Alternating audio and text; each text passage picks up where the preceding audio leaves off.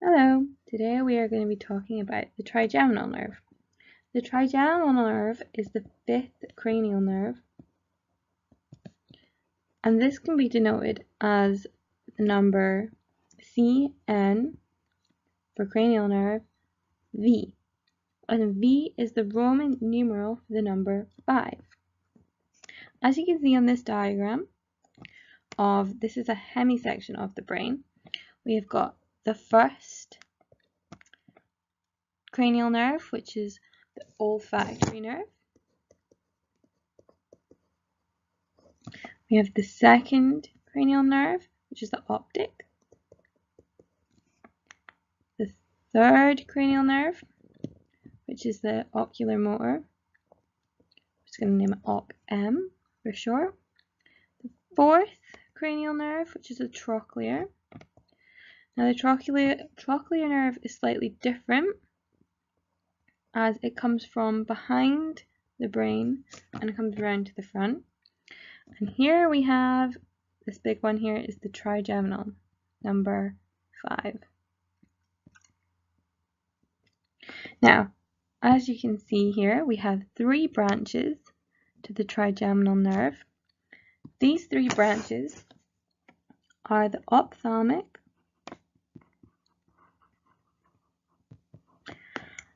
the maxillary, and the mandibular. These can be denoted as V for the cranial nerve number 5, 1 as the first branch of the cranial nerve, which would be this one. Maxillary is known as V2, second branch, which we'll say is this one. And then we have finally V3, which we can say is this one as the mandibular. So today we're mainly going to be focusing on the ophthalmic nerve and its sensory innervation to the face. So here we have a drawing of the skull, and each color represents a different branch of the trigeminal nerve. The trigeminal nerve you can just see in here in yellow, tucked away in the skull.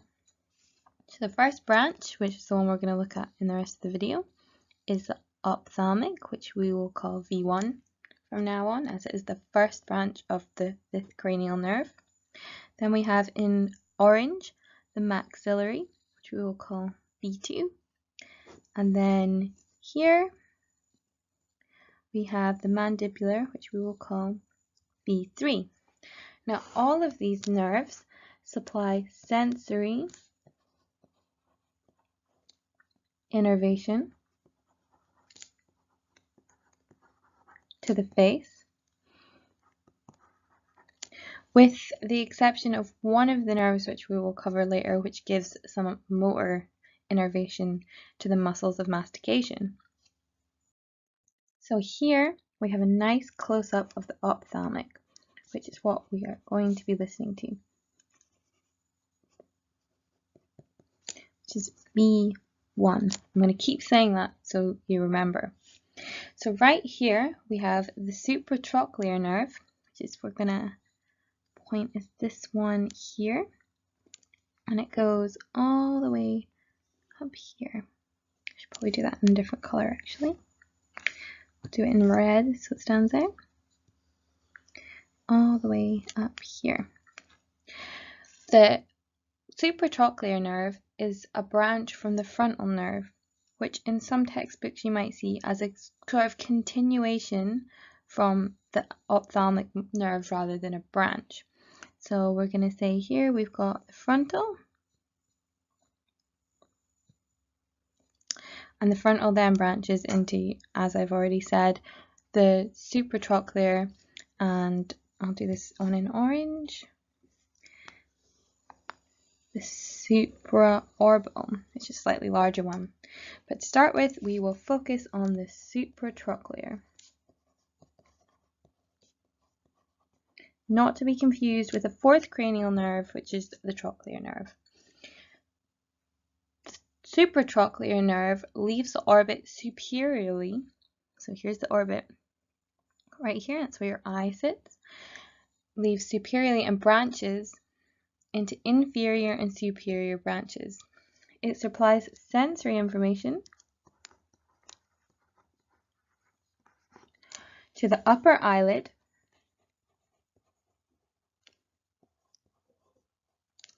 the forehead,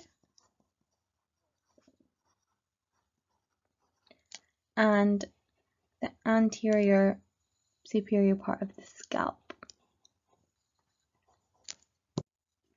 It also sits more medially than the supraorbital. So we'll just put supraorbital. So the supraorbital nerve, as you can see, is a slightly larger branch from the frontal branch of the ophthalmic branch of the trigeminal nerve. There's lots of branches in this. So the supraorbital nerve arises superiorly from the supraorbital foramen. So if you imagine a foramen is just a little hole in the skull, it emerges and then goes up superiorly to about the medial aspect of the scalp. It supplies sensory innervation to the upper eyelid,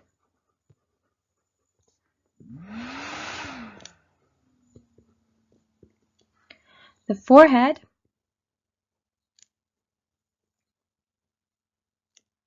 and the scalp. So even though the two nerves supply the same areas with innervation, you can see that the supraorbital nerve supplies more of the scalp than the supratrochlear. The supraorbital nerve also sits more on the lateral side of your face. So if you imagine it about halfway between your eyebrow. So now we're going to look at another branch of the ophthalmic nerve, which is the lacrimal nerve. Now I put the lacrimal nerve because it is quite small in a different shade of green right here. Just draw a big circle around it so you can see.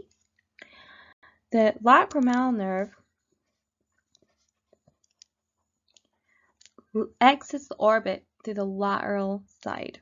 So it comes out laterally onto your face. It supplies sensory innervation to the lateral part of the eye,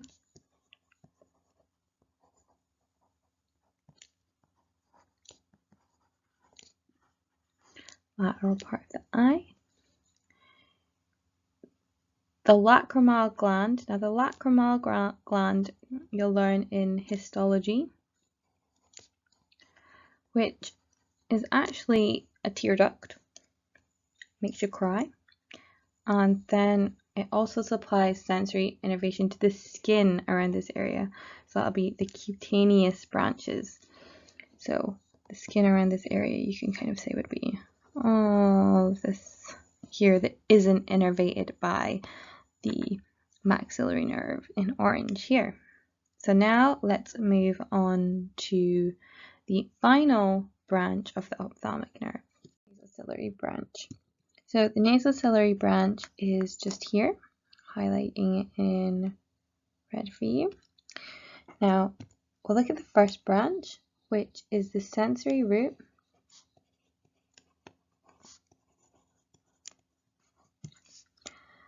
of ciliary ganglion. It supplies sensory innervation to the eyeball. It's not the area around the eye or the skin around the eye, the actual eye. It supplies the cornea,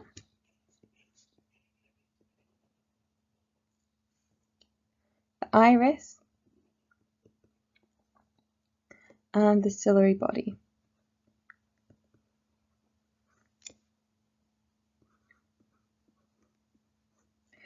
This relays the sensory information back to the trigeminal nerve, which further relays it back to specific nuclei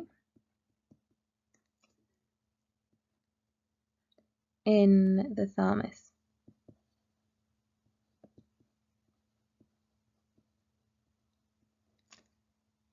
The next branch of the nasociliary branch of the ophthalmic branch of the trigeminal nerve we are going to look at is the long ciliary nerve.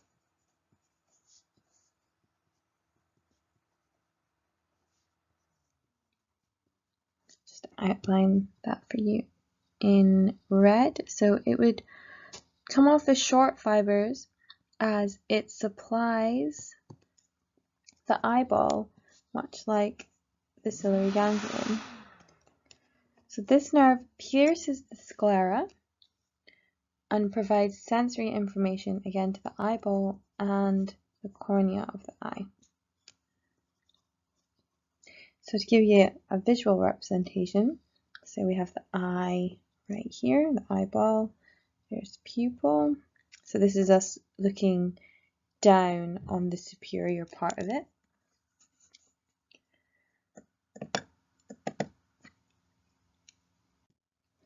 So it comes in, the long ciliary nerve, which we will draw in green, comes along and down and pierces into the sclera, like so, giving the sensory information. So this is the sensory. It also has sympathetic fibers, call that sympa for short, which gives off innervation to the dilator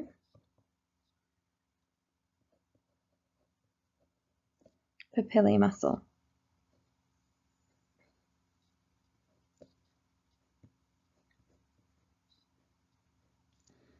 The dilator papillae muscle contracts and expands the pupil to adjust to light.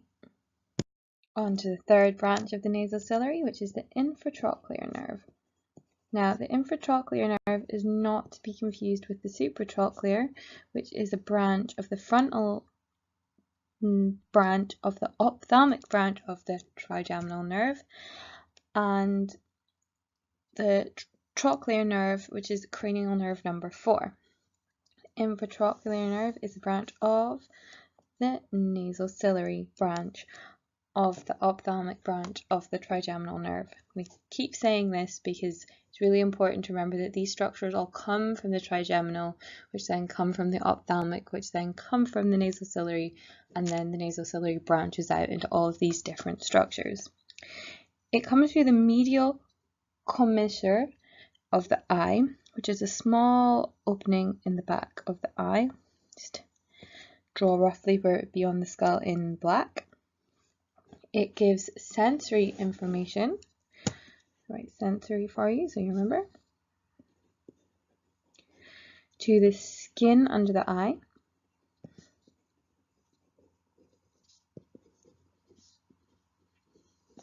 So we'll just say the skin under here.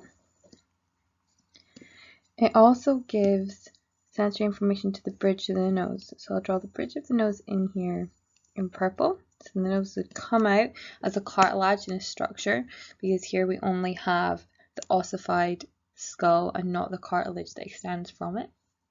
So it supplies the bridge of the nose.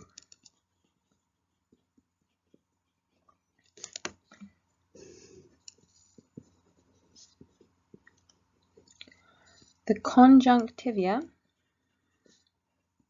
Now the conjunctiva is a part of the inner eye and also the lacrimal sac.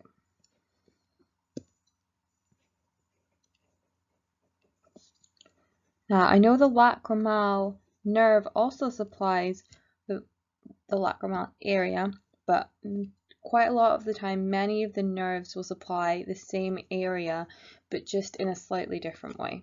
So this is one of these cases with the lacrimal sac getting its sensory information from the infratrochlear nerve. So now we'll move on to the next nerve, which is the ethmoidal nerves. So the ethmoidal nerves are branched into anterior and posterior. So here we'll just focus on the anterior.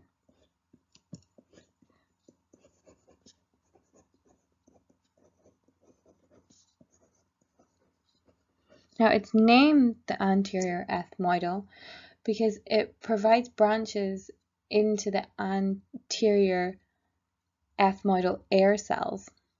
So if you remember from any lectures you've had on the skull, the ethmoidal bone is a bone filled with ossified sacs of air, which makes up your ethmoidal sinuses. The main function of the anterior ethmoidal nerve is to supply sensory information to the nasal cavity. And you can see here, I'll highlight in purple, that it would likely be these branches on this diagram here. It then goes through the anterior ethmoidal foramen into the anterior ethmoidal air cells. It provides sensory information to the anterior and medial ethmoidal air cells, which are contained in these ossified sacs. This nerve is then carried through into the cranial cavity through the cribriform plate. So if you imagine here, we have someone with a very large nose, but here's the nose and here is the base of the skull. So this nerve travels through into the anterior ethmoidal air cells, we'll draw them just little bubbles, goes into that, supplies the sensory information to the anterior and medial ethmoidal air cells. And then the nerve ascends through a part of the skull called the cribriform plate. Now this cribriform plate is a very thin area of bone in the ethmoidal bone. It actually supports, the cribriform plate supports the olfactory nerve, which is the first cranial nerve. This then sends its sensory fibers up into the menings of the brain. So the anterior ethmoidal nerve actually supplies quite a lot of sensory areas in the face that aren't very superficial, so it supplies quite deep sensory information back to the trigeminal nerve that you wouldn't necessarily get from other superficial nerves. It also gives off, if I just get rid of that, also gives off sensory information to the nasal septum. And the cutaneous parts of this go to innervate the skin on the lateral sides of the nose.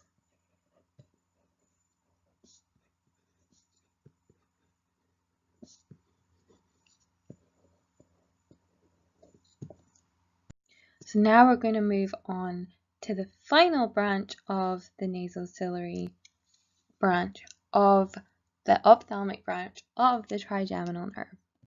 The final nerve we're going to be looking at is the posterior ethmoidal nerve.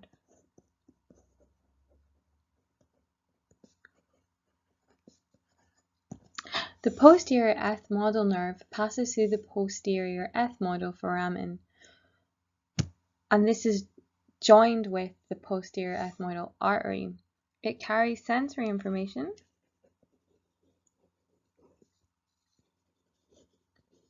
from the sphenoid sinuses. Now the sphenoid is also another bone which makes up the 4 sinuses in your skull, which has got the air cells contained in the ossified pockets.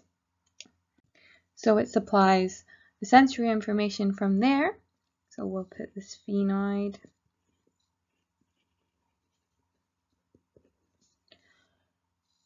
sinuses, and also from the posterior ethmoidal air cells.